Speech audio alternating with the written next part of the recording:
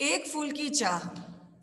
कविता में कल तक हमने पता किया था कि जिस तरह से सियाराम शरण गुप्त ने आजादी के बाद भी भारत की स्थिति से हमें अवगत करवाया है कि किस तरह से अस्पृश्यता जैसी एक बुराई जो है हमारे भारतीय समाज में व्याप्त थी, जिसमें कुछ ऊंची जाति के जो लोग हैं, उच्च वर्ग के लोग हैं, वो निम्न वर्ग के लोगों को अपने विशेष स्थानों से बेदखल करके रखते थे। ऐसे व्यक्तियों को वहां उपस्थित होना भी अपराध समझा जाता था, जिनमें जो जल स्रोत वाली जगह है या फिर मंदिर वगैरह की जगह है, ऐसे जगहों पर उन व्यक्तियों का जिन्हें अस्पृश्य समझा जाता था उनका जाना वर्जित था। यानी अगर वो वहां जाते हो तो उनको ये उनका अपराध माना जाता था। उस समय में देश के एक गांव के अंदर एक महामारी छाई हुई थी और उस महामारी के कारण जो कई बच्चे हैं उस महामारी की चपेट में आकर मृत्यु का ग्रास बन गए थे। मृत्यु का ग्रास बनने से उनकी जो चिताएं धधक रही थी, तो ऐसा लग रहा था कि मरे हुए बच्चों की माँ का हृदय जो है वो उन चिताओं की भांति धधक रहा हो, जल रहा हो। और अपने बच्चों की चिताओं को देखते हुए जो माई हैं वो बहुत दुर्दांत, यानी जिसे दबाया नहीं जा सके, जिसे रोका नहीं जा सके, ऐसे रुदन यानी जो रोना है वो रो रही थी। और हाहाकार यही मचा हुआ था कि इस पूरे गांव में एक महामारी फैली हुई है, उस महामारी के कारण हमारे जो बच्चे हैं वो इस संक्रमण का शिकार हो चुके हैं और मृत्यु का ग्रास बन गए हैं, तो इस महामारी को कैसे रोका जाए। ठीक है, अब उसी में जो एक व्यक्ति है, वो व्यक्ति है एक छोटी सी बच्ची का पिता। उस बच्ची का नाम है सुखिया। तो वो पिता है, वो अपनी बच्ची को किसी ना किसी तरह से इस महामारी से बचाना चाहता है। तो वो क्या कहता है, देखिए, बहुत रोकता था सुखिया को, न जा खेलने को बाहर, नहीं खेलना रुकता उसका, नहीं ठहरती वह पल भर। मेरा हृदय कांप उठता था, बाहर गई निहार उसे, यही मानता था कि बचा लूं किसी भांति इस बार उसे। अब एक पिता सोच रहा है, देखो कहानी के फॉर्म में है, साफ पता चल रहा है कि कैसे एक पिता क्या बात सोच रहा है अपनी बेटी के लिए, ताकि उसकी चिंता कर रहा है ताकि वो बीमारी की चपेट में ना आए, यानी घर से बाहर नहीं निकले तो बढ़िया रहेगा। क्या कहते हैं, देखो, बहुत रोकता था मैं, बहुत अपनी बेटी को रोकने की कोशिश करता था। कौन? एक पिता। बेटी का नाम क्या है? सुखिया को। यानी पिता कहते हैं मैं अपनी बेटी सुखिया को बाहर जाने से रोकने का बहुत प्रयास करता था और सोच कहता था उसे, क्या कहते थे, न जा खेलने को बाहर, के बेटा खेलने के लिए आप घर से बाहर मत जाओ। लेकिन नहीं खेलना रुकता उसका, उस छोटी सी बच्ची का खेलने की जो प्रक्रिया है वो बिल्कुल भी रुकती नहीं थी। यानी छोटी बच्ची खेलने से बाज नहीं आती थी, यानी खेल को बिल्कुल भी छोड़ती नहीं थी। इस कारण नहीं ठहरती वह पल भर, और पल भर यानी थोड़ी देर के लिए भी, ठहरती यानी रुकती, नहीं यानी नहीं थी, वह यानी सुखिया, और इसलिए वह सुखिया घर में थोड़ी देर के लिए भी रुकती नहीं थी।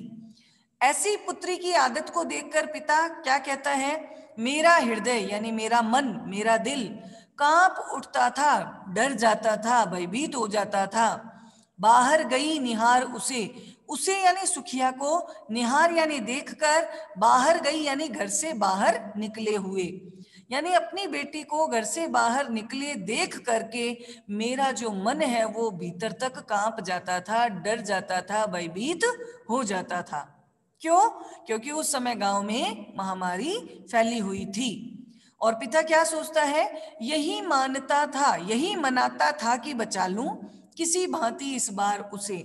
यही यानी इसी बात, मनाता यानी सोचता था या दृढ़ निश्चय करता था कि बचा लूं, यानी उसका बचाव कर लूं, उसकी रक्षा कर लूं किसी भांति, किसी भी तरीके से इस बार, यानी इस समय जो महामारी है उससे, उसे यानी सुखिया को।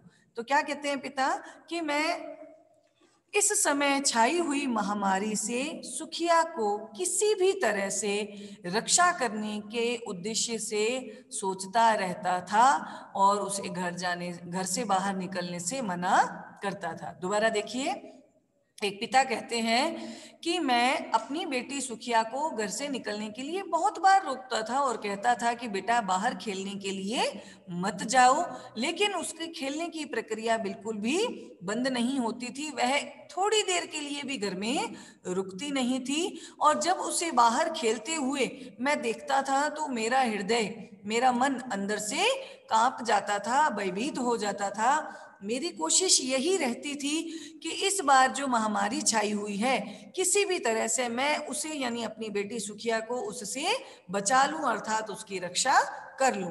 लेकिन हुआ क्या? हुआ क्या तो आगे पिता क्या बताते हैं, देखो। भीतर जो डर रहा छिपाई, हाय वही बाहर आया। एक दिन सुखिया के तनु को ताप तप्त मैंने पाया। ज्वर में विवहल हो वो बोली, क्या जानूं किस डर से डर, मुझको देवी के प्रसाद का एक फूल ही दो लाकर। यानी अब क्या कहते हैं पिता, ध्यान से समझिएगा बेटा। कथात्मक और खड़ी बोली हिंदी है तो आराम से ये कविता तो हमें समझ आ रही है, लेकिन इस कविता को इसी फॉर्म में नहीं लिखेंगे हम, कुछ शब्दों का हेर फेर करेंगे, थोड़े यहाँ पर अपनी तरफ से नवीन शब्द जोड़ेंगे। क्या कहते हैं देखो, भीतर यानी मन के भीतर, जो डर यानी जिस तरह की भय की बात, रहा छिपाई छिपी हुई थी। पिता कहते हैं मेरे मन के भीतर जो डराने वाली बात या भय युक्त बात छिपी हुई थी, वही हाय वही बाहर आया।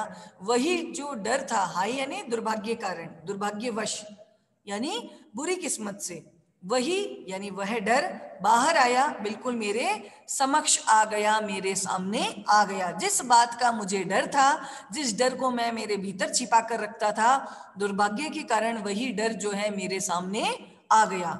एक दिवस, एक दिन, सुखिया, सुखिया जो बच्ची है, के तनु यानी के शरीर, को यानी को, ताप तप्त, ताप यानी गरम, तप्त यानी गर्माहट से, यानी उसको बुखार की गर्मी से तपते हुए मैंने पाया, मैंने उसको अनुभव किया।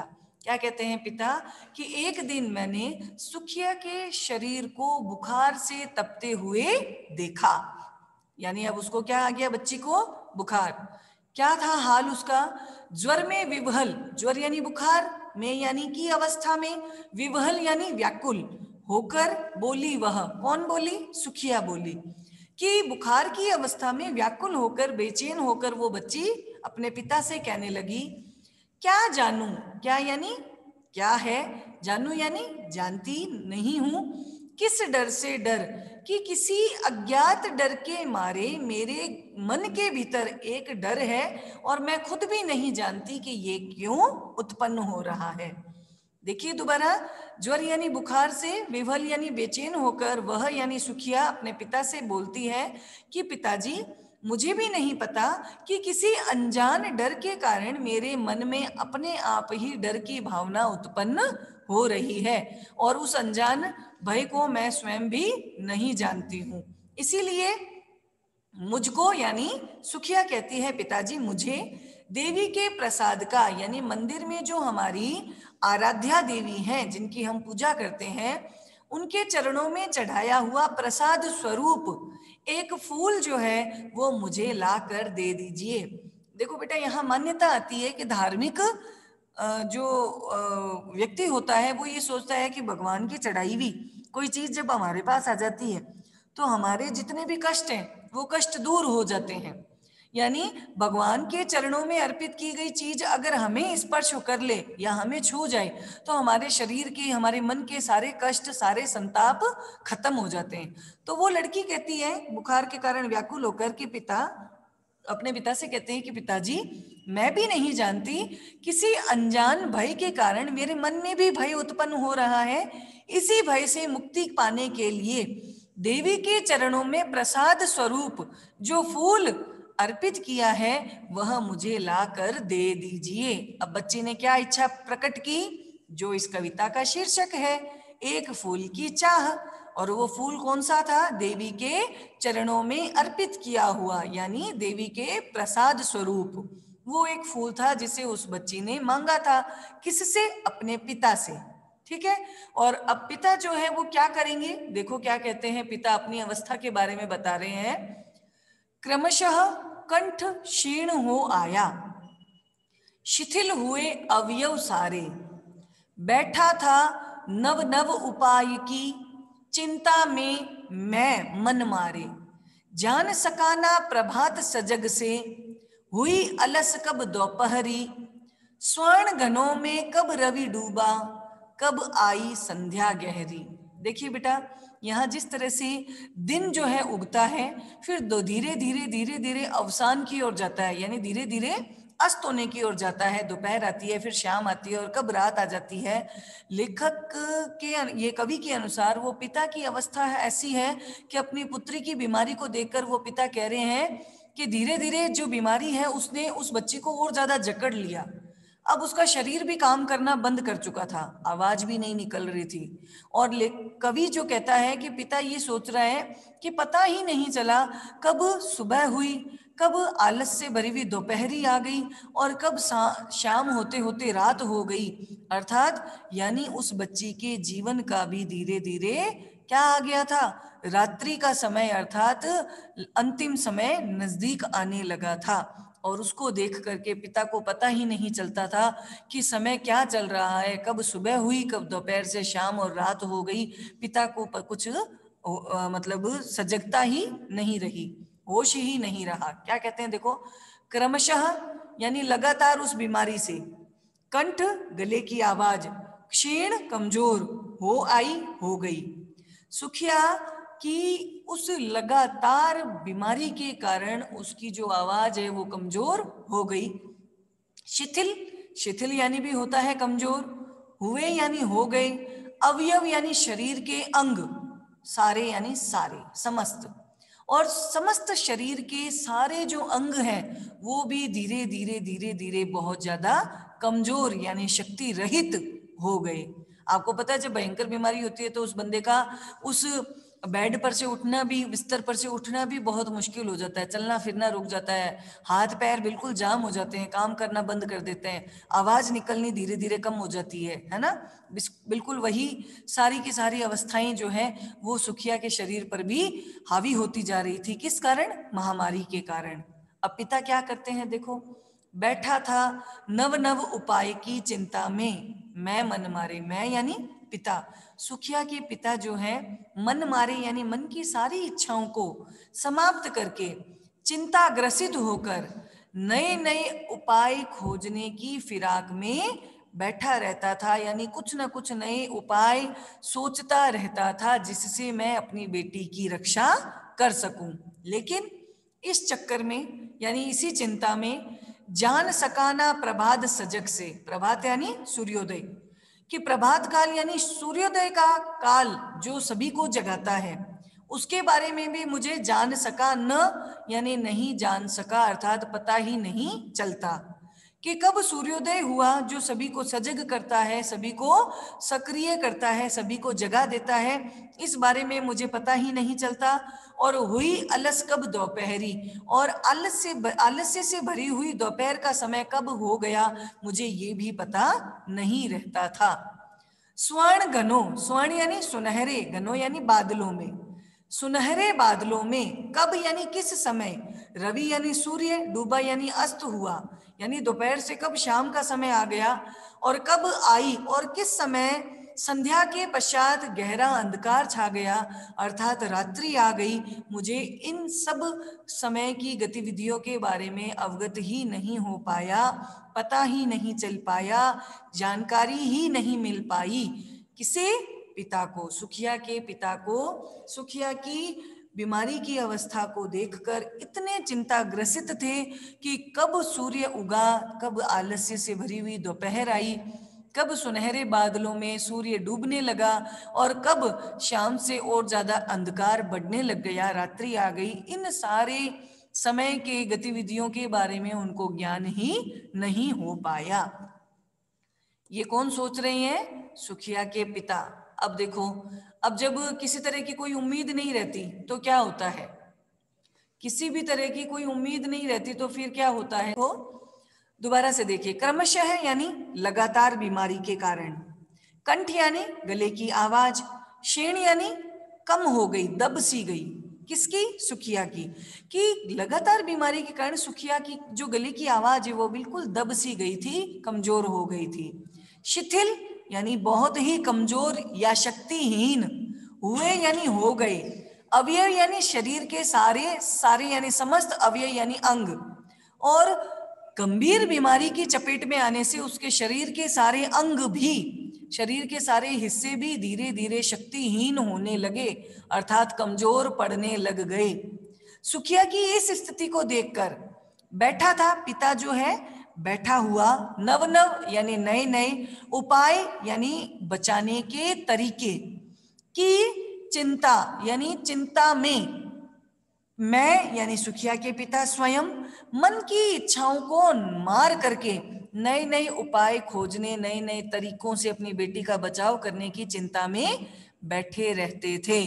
अपनी बेटी की इस बुरी हालत को देखकर जो मैं यानी पिता जो हैं वो अपने मन की इच्छाओं को मार करके और नए नए तरीके जो है खोजने की फिराक में अपनी बेटी की चिंता में बैठे रहते थे, कुछ ना कुछ सोचते रहते थे। और इसी स्थिति में वो जान भी नहीं पाते थे, यानी उनको इस बात की भी जानकारी नहीं होती थी कि कब सभी को जगाने वाला प्रभात काल आया और किस समय आलस्य से परिपूर्ण दोपहर का समय आया। दोपहर के पश्चात सुनहरे बादलों में किस समय सूर्य डूबने लगा और सूर्य डूबने के पश्चात शाम के बाद का गहरा अंधकार छा गया, अर्थात समय की गतिविधियों के बारे में उनको बिल्कुल भी ज्ञान नहीं रहा। ठीक है, यहां तक समझ आ गया? चलिए आगे बढ़े। इस प्रकार बेटी की बुरी अवस्था थी, दुरावस्था थी बीमारी के कारण, और पिता जो है उसको उस बीमारी से रक्षा करने के लिए नए नए तरीकों को खोजने की चिंता में बैठे रहते थे। अब जब व्यक्ति को कहीं से कुछ भी नजर नहीं आए तो उसको क्या लगता है? कैसा लगता है? चारों तरफ अंधेरा ही अंधेरा छाया हुआ है, कहीं से भी हमें प्रकाश की कोई किरण दिखाई नहीं दे रही। यानी जिस दृश्य को देखते हैं वो दृश्य भी हमें कैसा दिखता है? हमारी अपनी चिंता के कारण वो दृश्य भी हमें बहुत भयावह दिखता है, डरावना सा दिखता है। तो पिता जो है वो उस घनघोर अंधेरे में रात्रिकालीन उस आसमान के तारों को देख रहे हैं, और उस समय वो तारे भी उनको कैसे प्रतीत हो रहे हैं। तो चलिए बढ़ते हैं अगले पद्यांश की ओर। क्या कहते हैं देखिए, पिता की अवस्था, पिता की चिंताग्रस्त अवस्था के बारे में कवि बता रहे हैं। सभी और दिखलाई दी बस अंधकार की ही छाया, छोटे सी बच्ची को ग्रसने कितना बड़ा तिमिर आया, ऊपर विस्तृत महाआकाश में जलते से अंगारों से झुलसी सी जाती थी आंखें जगमग जगते तारों से। ध्यान देना बेटा, ज वर्ण की आवृत्ति हो रही है, इसी तरह से कहीं कहीं पर बार बार एक जैसे शब्द की भी आवृत्ति हो रही है। बस छाया ग्रसने आया, यहाँ चार चार पंक्तियों में तुकबंदी मिल रही है।